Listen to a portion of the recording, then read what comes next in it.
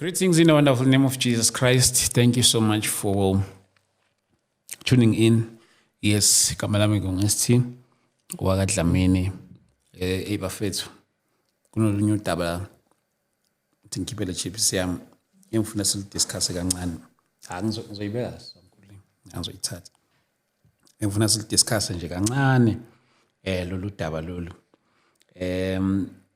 Kunalento evele la ethi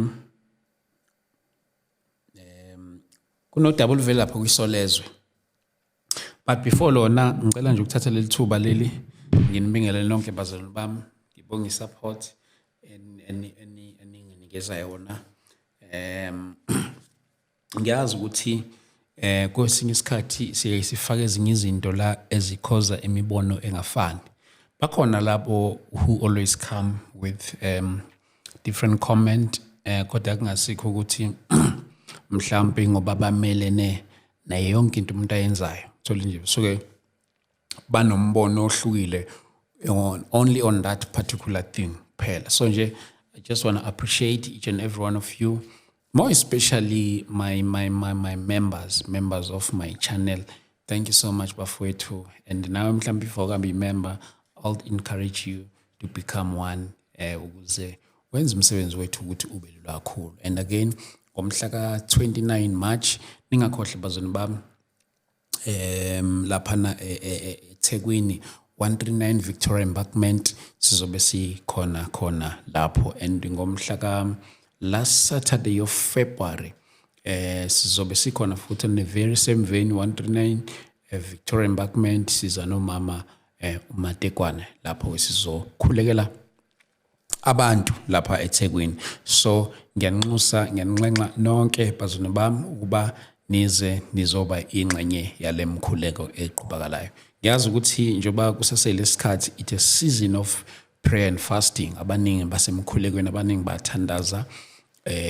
Owami umthandazo nje nami usimple ukuthi uNkulunkulu ayizwe umthandazo yethu kakhulukazi nalabo bamsebenzelayo. So nje bafowethu ngiyabonga kakhulu. My members of this channel, thank you so much. Ngicabanga ukuthi ngelinye ilanga kuyomele ke ngilenze ithuba ke ngizokhuluma the vision of this platform, because ngiyabona abanye abantu noma becommenta ngoba vele bayazi vision. But one day I'll make a video and talk about the vision of this platform. That is why angizange ngishintshe ngayibhala any name. Ngayenza nje yaqhubeka ngegama lami ukuze ngangayifaka ngayenza kwangathi igama lesonto okanye ngayenza kwangathi. That's why uyifica nje ithi Thabane Media phela. So can appreciate kakhulu bafowethu for i-support yenu, for always making it possible ukuthi umuntu nemu support kanje. Njengoba ngikhuluma nje I'm on 100 and something episode, 105 no 116 if I'm not mistaken episode. From episode 1 kinama loyal members who started supporting me from episode 1. So nje bafethu I appreciate you kakhulu.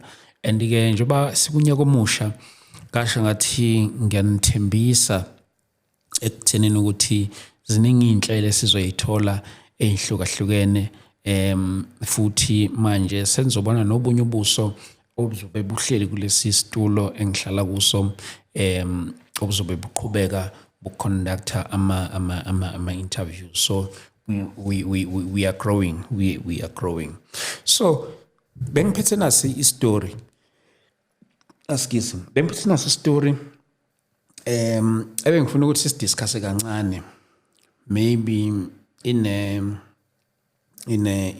a logical level okanye sidiscuss nje. Ngiyazi ukuthi kuliqiniso khona ukuthi omunye umuntu angathi how kanjani ngoba phela ishow yabazalwane, kodwa futhi at the same time ngiyazi ukuthi bakhona ngeke singa relate kulesi story ngoba istory esizori ngicela ukusifunda nje njengoba sinjalo ngisibona lapho kuyisolezwe story about ubaba uNdabezitha uNala. Isihloko sithi uzithintele iziqanda umbhishophu eqoqozela ukuzalela ekhaya. Bahlukene phakathi abantu bakuleli ngentshumayelo yomculo wokholo uqhosha King Somnala Nala. Ubeqoqozela ukuhlobonga nokuthola kwezingane ngaphandle komshado. Bambele.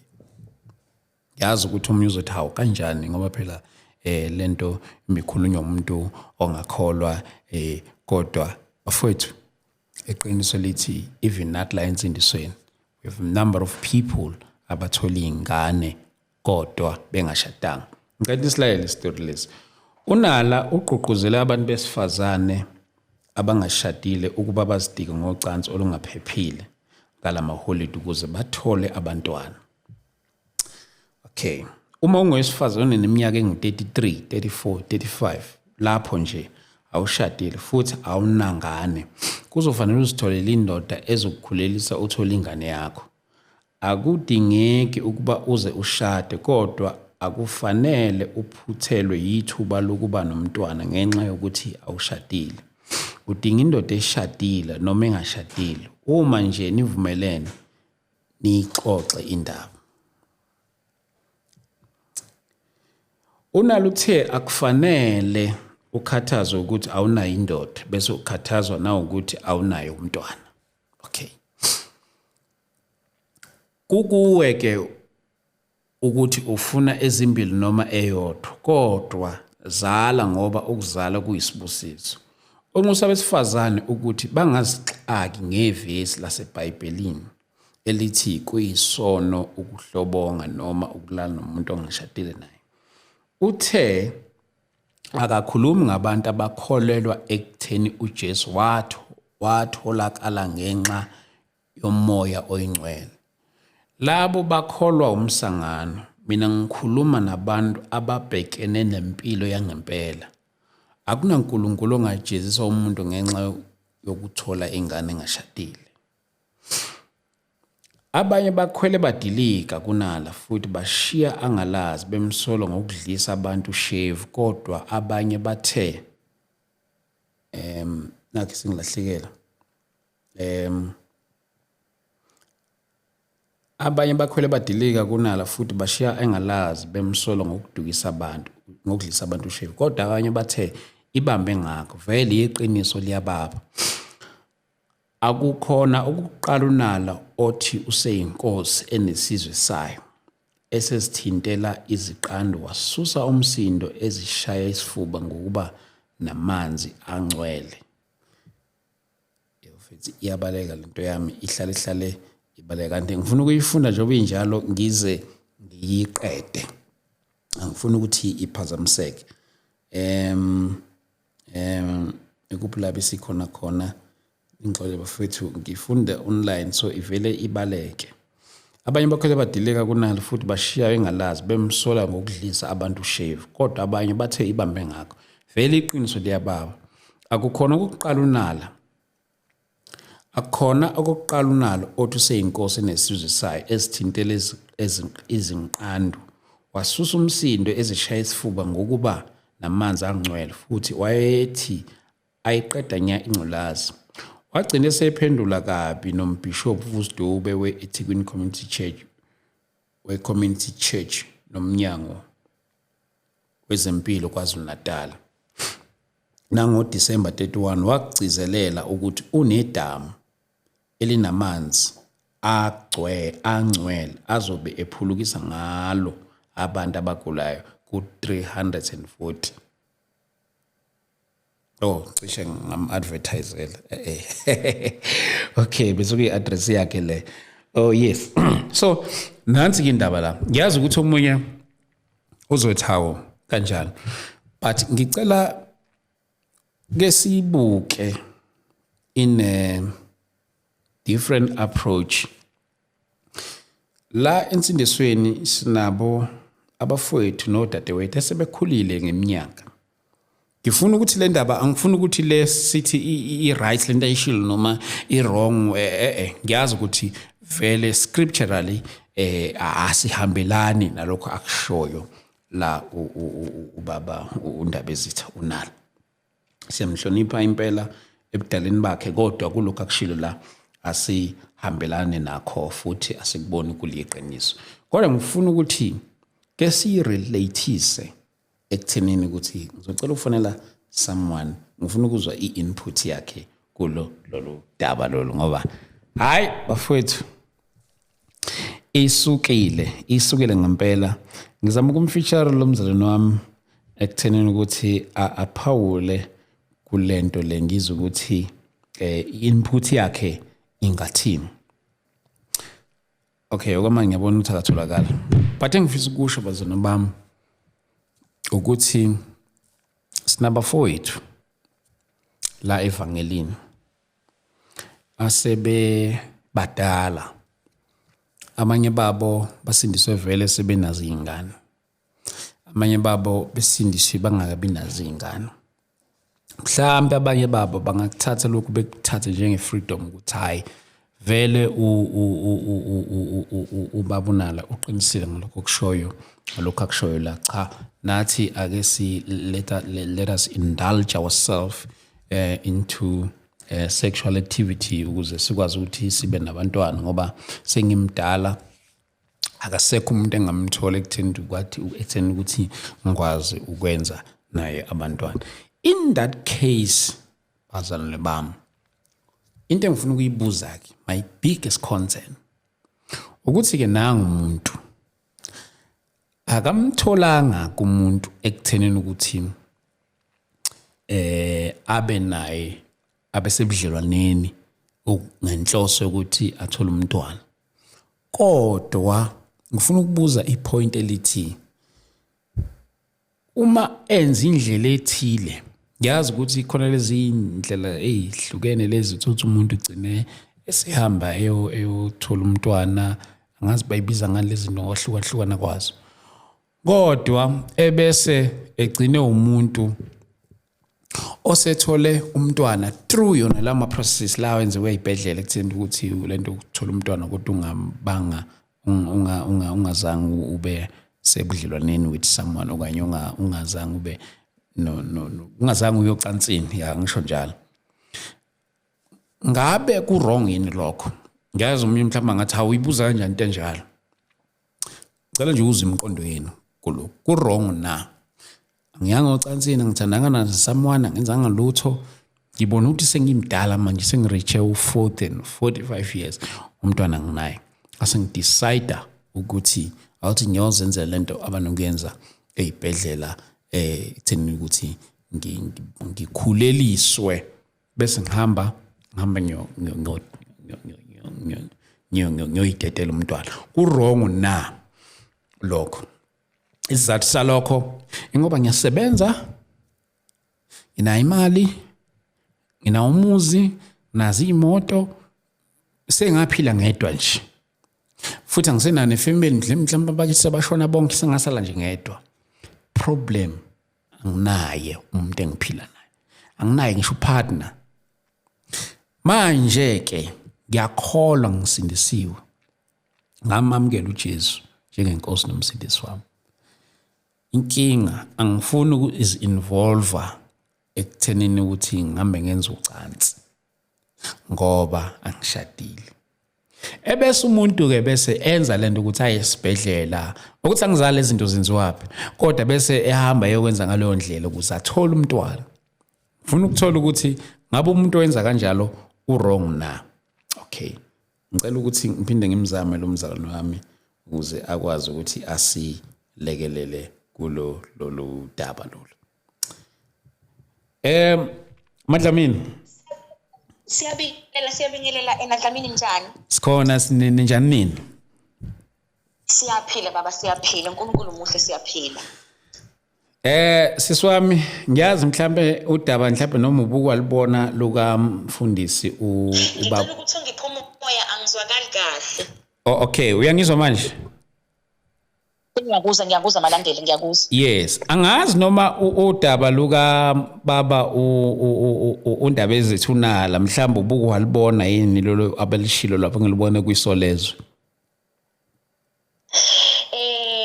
Ake ngiqale ngibingelela abalaleli bonke egameni lika Jesu. Ake ngithi nje Malandela angikaze ngiluthi ngoba indawo engihlala kuyona isolezwe alikho. Mina phela ngikokapa endaweni eneyithithu.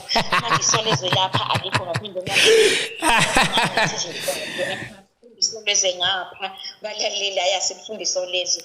Nginike eduze kwaphesheya. Manje isolezwe lapha alikho. Ngicela ukusaleke sengikusiza ngoba awuluzwanga. Ngisale sengikufundela lona kancane. Ngizoliqalaza lapha online. Ngizothi nje ukukha lapha nalapha. Yebo. Ibhaleke kanje. Bahlukene phakathi abantu kuleli ngentshumayelo yomculo wokholo, uqhosha King Somnala nala. Ubeququzela ukuhlobonga nokutholwa kwezingane ngaphandle komshado. Okay, ngifuna nje ngizojamba nje bese ngiya kule enye. Uma ungowesifazana oneminyaka engu-33, 34, 35 lapho nje awushadile futhi awunangane, kuzofanele uzitholele indoda ezokukhulelisa uthole ingane yakho. Akudingeki ukuba uze ushade, kodwa akufanele uphuthelwe yithuba lokuba nomntwana ngenxa yokuthi awushadile. Udinga indoda eshadile noma engashadile. Uma nje nivumelana nixoxe indaba, unalo uthe akufanele ukhathazwe ukuthi awunayo indoda bese ukhathazwa na ukuthi awunayo umntwana. Kukuwe ke ukuthi ufuna ezimbili noma eyodwa, kodwa zala ngoba ukuzala kuyisibusiso. Injalo nje siswami bengikha lapha nalapha. Ngiyazi ukuthi wena sisi before uPaule omunye uzothi hawu yini siyixaka ngoba phela bekhuluma umuntu ongasindisiwe. Ngifuna ukuthi icace lesi swami ekuthenini ukuthi nathi lapha ensindisweni sinabo abantu abazala bengashadile. Injalo. Futhi sinabo abantu abangena ensindisweni sebenazo izingane. Siyambonga uNkulunkulu langalokho. But iqiniso futhi elingephiko ekuthenini ukuthi noma abanye sebesindisiwe kodwa lento yokuzi indulge kwezocansi abanye bampela bayiyekanga. Futhi abanye abayenzeli ukuthola izingane. Abanye bayenza nje ngoba phela ngizothini ngoba nje ngathi ngoba mhlawumbe insindisa ayibasizanga kahle. Izathu kungathola izathu ezihlukene.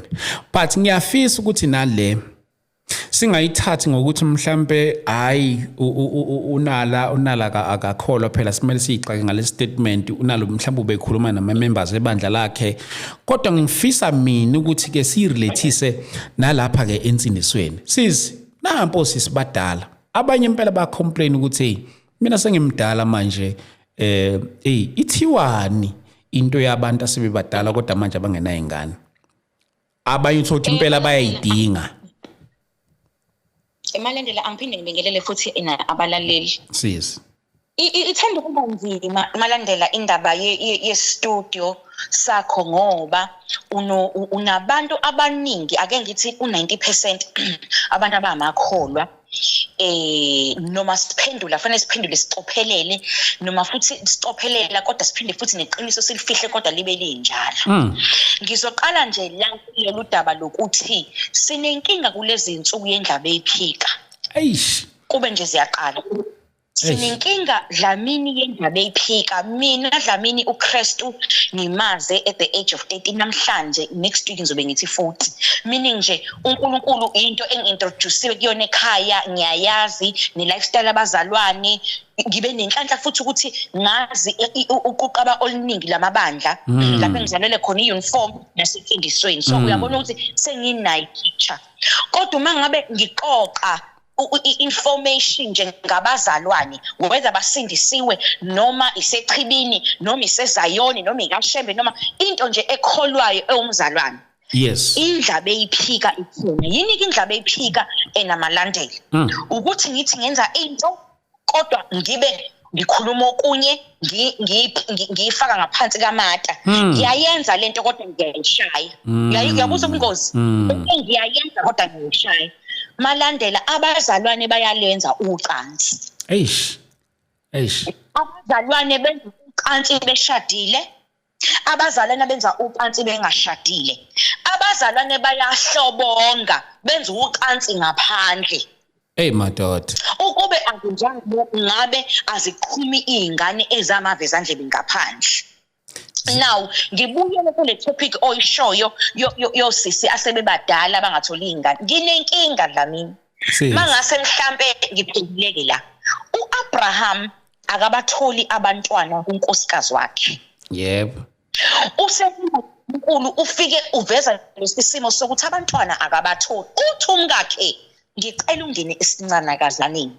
Sengine show Dlamini ukuthi isincanakazana sasingashadile. Yebo. Lesiswa isincanakazana sasingashadile. Kusho unkosikazi womuzi owazana noKristu osindisiwe. Nobaba wala ekhaya sesineshow ukuthi okushuthi wayazana noNkulunkulu ngoba nanti iBhayibheli lithi wayikhuluma noNkulunkulu. Kusho umfazi uthi ngoba mina isinye sami uNkulunkulu usivalile. Ngiyocela ukuthi ungene esincanakazaneni. Yaqhuma ingane phakathi kwakhe noAbraham but akashadile usincanakazana. Sithini lapho? Sithini Ngoba ngifuna iBhayibheli ekuthenini ena angithi singabantwana bakaNkulunkulu. Impendulo ithini lapho? Asiyeke ukuthi ingane wayithola uAbraham kwathiwa ke iqalekisiwe yakhula edesert bla bla bla kodwa ingane yaba khona engashadile isincanakazana. Meaning lezi zinto Dlamini noma singayiphika zikhona. Mhlawumbe futhi sengivana Dlamini ngoba angifuni mina ukuthi ngibante into ereality. Dlamini akuthina sonke sidalela ukushada. Akusithi sonke sidalela ukushada. Akuthina sonke Dlamini esidalela ukushada ireality le. Thina nje siyoshaya game 3 manje kodwa kunabantu abangakaze bathembile. Abangakaze nje kukikizwe ngenxa yabo, kukikizwe ngabo. You understand? Imvelo into esingeke sishintshele. Sengizothi lo muntu akangamthola umntwana esebenze uthisha, principal, noma unurse, noma eyiphoyisa, right ekwazi ukuthi ena afeed ingane, ngithi akangamthola umntwana. So ngamanye amagama uyasivuma istatement sika Babunala. Noma ngingasiphika kodwa siyenzeka nje. Ake sithi ngiyasiphika kodwa kuyenzeka nje kuzothi one ngoba ngisho umama mina ongizalayo ena akashadile ngaphuma mina abafowethu. Noma ngingasiphika njengoba ngifundisiwe kodwa siyenzeka nje sizawuthini sesiyawushonaphi. Siswami ngiyabonga kakhulu input yakho nokuba honest on your comment. Ngiyazi ukuthi abazalwane imbono ihlezi ingafani. Abazalwane ke ngisho bethiwa akusesiyo le topic la ku Christian community emibono ke into ehlezi ingafani isikhathi esiningi.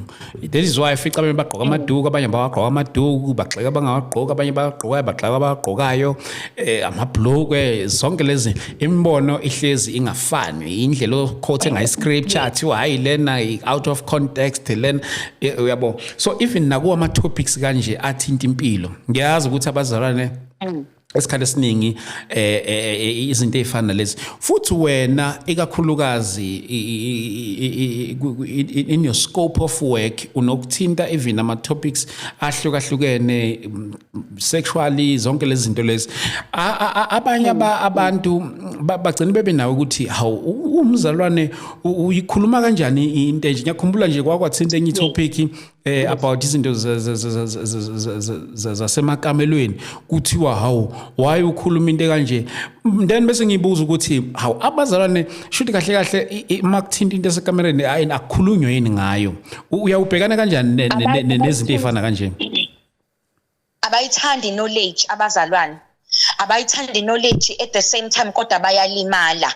You understand? Knowledge abayithandi kodwa bayalimala kodwa futhi bayakwenza. Kumanje Dlamini kuno 35 years okhulelwe ongazi uzobuyela kanjani ebandleni ngoba ukhulelwe. Le topic oyikhulumayo kumanje bangikhuluma nawe kukhona 35 years owenza ucansi ozokhulelwa ongazi ukuthi uzobuyela kanjani kwifield enkonzweni because usaba nina akasaba uNkulunkulu. Uyayizwa? Mina Dlamini ngithi angisho ukuthi ngiyasiphika istatement isikanala ngisho ngiyazivuma kodwa ngithi engathi besingasaba uNkulunkulu more than abantu. Yebo. Yebo. Engathi bese ngasaba uNkulunkulu more than abantu. Nokuthi Dlamini u2025 ake sivume ukuthi uNkulunkulu akaqala khande wena. Siye kukhanda abantu. And if into ingaveli uNkulunkulu musu ukuthi ivela kuNkulunkulu. Mantothi. Yazi siswami unakho ukushare ezinye izitori lapha na zo anonymous ikakhulukazi ezithinta uthando ezithinta umshado. Ngiyazi ukuthi izitori nokuyishare ezinye zikhona esinga relate kule matter le ekanje. Isiphi story esinye usikhumbulayo ngizama ukulink up something okay washare esomuntu noma singeke phela simveze igama lakho anonymous vele. Yes. Kodwa othi mawubuka hayi cha into ihambe ithi mayihlubane kanje ekakhulukazi thina abazalwane isiphi story washare esesika anonymous lapha na enkundleni zokuxhumana. Ingangishare nini Dlamini umbuzo wakho uvalekile. No ngisho lapha ko Facebook angithi abantu banoku inboxa athi umuntu ngicela ungisharele lesi story asho ukuthi kwenza lokho yakhumbula nje angisazi noma kwakunini lakho nokwa share omunye umntwana oyemithi somfundisi into kanjalo ukuthi there's something that I'm trying to link up nale kulezi izitori zakho okunokuyishare ingakho ngithi esi relate to umshado okanye esi relate to uthando isiphi leso kwashare sakushoka kwanawo uqobo lwakho. Yo ziningi thabana angifuni uqamba amanga eNadlamini izitori zabazalwane that is why ngithi indaba ephika.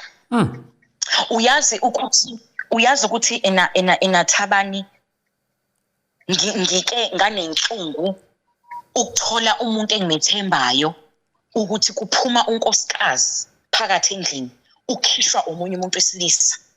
Abazalwane baqilile abazalwane baqilile ku same gender but abakwazi ukukhuluma uthi eyalapha ayishaye lento kodwa ebe eyenza njengamanje the house of the Lord ihlaselwe indaba ye-LGB ukhishwa indoda egcikeni they are getting divorced. Manasis ukuphuma umama akakhishwa umunye umama. Uphuma umama Thabani ukhishwa indoda ubambe umyeni wakhe elele nendoda esebandleni eactive la ebandleni. Ubaba usefike umuntu sesinesikhathi siyenza and therefore sengidiscoverile ukuthi ngilolu hlobo ngicela idivorce.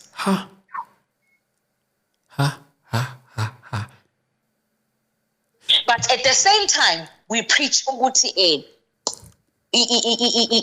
gayism and lesbianism thisini ngizama ukuveza lokho ukuthi abazalwane indaba eyiphika we still gonna discover into eyiningi. Uyakhulisa umuntu epulpit you understand uyakhulelwa umuntu engashadile abantu bayalala namanye amadoda kodwa bephinde bame baphambi kwabantu nabo abantu besifazane futhi who are hate bayalala nabanye. Umuntu apreach athi angifuni indoda nguprophetess ngincike kuNkulunkulu kanti ulala namanye amantombazana. Ngizama ukuvula amehlo ukuthi indaba eyiphika. Mathwa ngiyakubuza nje lo mbuzo ngubhekisa kuwe nje umuntu esifazane. Mina nawe sishadile. And then bese ngiyaphuma ngingaphandle ngishithe nomunye umuntu esifazane. Ngiyazi ukuthi khona kuyoba buhlungu. Kodwa futhi mathwa ngiyaphuma ngichithe kodwa manje ngichithe umuntu wesilisa kukhona into okungabhlungu kangcono kunokunye phakathi kokubili. Akubuhlungu ngokufana. Akubuhlungu ngokufana. Why ngisho kanjalo? Uma ngabe mina umyeni wami elale nenye indoda ngingadabuka. Ngoba angazi ngathini. Uyazi ukuthi Thabani into esengidiscoverile nje. Amantombazana amabili mayithandana akulumeli njengabafana. Sikhula amantombazane ethintana o boarding school babeqabulana ngisho uhlangana nabe emgaqweni. Kodwa lokhu kwamadoda angazi kwenzani Dlamini. So uma ngabe ngangibamba uhusband enendoda ngake ngeke ngibe traumatized kwakuba nokudabuka nehlayo ukuthi indoda emzini wami ngiyazi nje uyabona into ezothi ukuhlangana nokuhlukwane njengomakhelwane yabona ukuthi yeheni ukhishwe indoda kube into nje ezoba sahlazana kubhungwe ukuthi yeheni kodwa into ethiwani yabona sadimuni samthandazo kodwa ku-opposite gender kunalento yokuthi uhambile mkhwenyana wami bamthathile because into ufana nenxeba lokuthi ulinyazo ake sithi mina ngijona nentombazane uma ngabe ngijona nentombazane ichitha nenye intombazane yebe inxeba libuhlungu kodwa akufani njengokuthi uma ngabe kuzoba involved ena indoda ukuthi bonke akashawa ukuthi ukhishwe indoda ushawa yihlazo ne-embarrassment ukuthi ngikhishwe indoda kodwa ingcono iphenya khona psychologically kunokushawa ukuthi ukhishwe omunye ena umfazi level yokuthi ukhishwe indoda mhlawumbe ugcinisa ukuthi mshuthi umyeni wami ubona indoda ingcono kunami enye indoda ingcono kunami angathi noma Dlamini ngijaja ngobustrong minded bukamvelwenhle kumede Dlamini yini kodwa mina ngikhuluma into engicabangayo ukuthi mina ngingakwenza ihlaya ukuthi yeheni ngikhishwe indoda yabona kuhleke isigqazolo ukuthi hawu yemadoda ngoba bese kuphela ihips yini uya understand yabona ke ngimhleke nenzondo ingabi khona ke ngimxhawule ngithi kodwa bafo ngobani kangakuhlekwe ipain engafana yabona uhlekwe sihlangana seshisa inyama ngithi hewu uqume nje ngempela mfana kithi ngobani yini oyiswayo mhlawumbe ngize interview with Dlamini knowing me kuhlukeke phi kodwa akufani nomuntu esifazane ngicela ukuyifaka le challenge bonke abantu abasibukayo besifazane ngiyazi ukuthi abantu besifazane abaningi mawubuza into efana ngale avela athi konke ku wrong ngiyazi ukuthi konke ku wrong kodwa sifuna ukucheck ukuthi kupho kune weight engathi ithe kuba nkulu kunenye ujelelwa uphathi konke ku wrong Dlamini kodwa iweight ayifani angeke yes I don't think iweight iyafana if they can be honest iweight ayifani siswami ngiyazi ukuthi yes ngoba lapha I don't think ukuthi umfana khona umuthi awusebenzisayo asibe neqiniso uma ngabe isitabane singena kwami sendoda angeke ngize ngibleed ngeke ngize ngibe nayo intwala uma interview wonke umuntu akhishwe isitabane nje akho intwala ngeke uthole impethu kwakho ya understand nasembhedeni it's a total different thing kuhlukile akho competition ukuthi lo istofu 66 lo siku 12 vele uma ngabe isitabane seneshow ukuthi ngisele nestofu sami ka3 uyivele wagqabashuke waya ku12 because vele akufani isitabane sohlezi sine hits kakhulu kunowesifazana so uyabona umehluko ukuthi ena unjani psychologically uma umuntu wesifazane ocabangayo you should not be affected ukuthi ngikhishwe ena isitabane more than lo wesifazane ngoba laba besifazane kunezinto abazenzayo ezibuhlungu than laba eish siswamnyazi ukuthi kungekudala nalapho bafowethu lapha emakhaya uzofika lapha e-studio sesingasa interact lapha over the phone ezinye zezihloko esikhona enhlizweni yakho siswami ongathi nje cha lesi ngicela ukuthi kukho konke esithi ungangimemela khona kodwa ngicela ukuthi kulokhu ungakushiyi kusenhlizweni yami kulezi insuku yipi leyo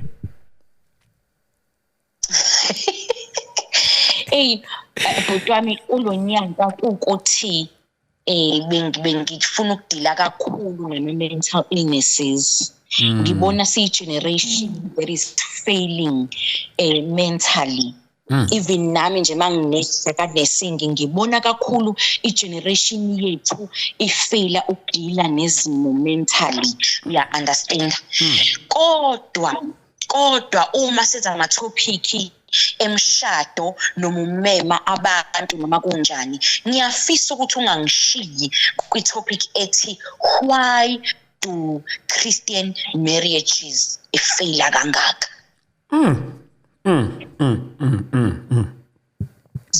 Yenza ukuthi imishado enuNkulunkulu phakathi ife kangaka. Hayi, I can't wait, sis. I can't wait. Yes. Siswami siyabonga kakhulu. Abantu bakuthola kanjani kuma socials wakho? Ngiyabonga kakhulu ama socials ami nguMvelenhle enamagumede Dlamini ku Facebook, ku TikTok nguMvelenhle futhi kaGumede Dlamini. Inamba bhuti personally beyicela kuwena ngicela ungayimemezeli ukuze ngingazitholi sengifonelwa abantu. Perfect is. Akunankinga siswami. Akunankinga. Sizokubona maduze la. Asibona Dlamini mfowethu. Esinye seyihloko engizokubizela sona esinye sazo nje ubuza nje ilesi sokuthi I did not kill him. Kodwa Dlamini hayi musi ngoba nileyo. I did not kill him Dlamini. I did not kill him. Yes. Siyabonga malungelo. Siyabonga kakhulu siswami. Thank you so much. You always contribute a very positive comment lapha kwi show yethu. Siyabonga kakhulu Dlamini, siyabonga kakhulu. Thank you sis. Lo bekumvelenhle kwaDlamini bafowethu Job esikhuluma ngaso lesi story. Sis lona hlezi ekhuluma izihloko ezi very controversial lapha kuma social platforms wakhe. Sizoba naye la ezinye zezihloko esosikhuluma usisi njoba ngisho nje uyabona usedivorce kwaze kawa 2 times. So olunye uhambo lwakhe lo sike ukasivakashela la sathi uxoxa naye kancane. But ke uzoba khona la just to touch on ihloko ezihlukahlukene. Uyinesi by profession, so uthinta izinto eziningi laphana aphinda akhulume nangezemshado, akhulume nezinto okuhlukahlukana kwazo. So nje uzoba khona la naye uzosivakashela.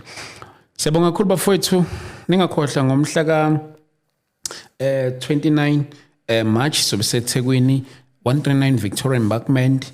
If mhlambe nawe ungaba ne-sponsor for us, ngi-appreciate lokho kakhulu lapha eThekwini 139 Victoria Embankment sizobe silapho. Singojabula kakhulu bafethu ukuthi sibe nani kuleya ndawo.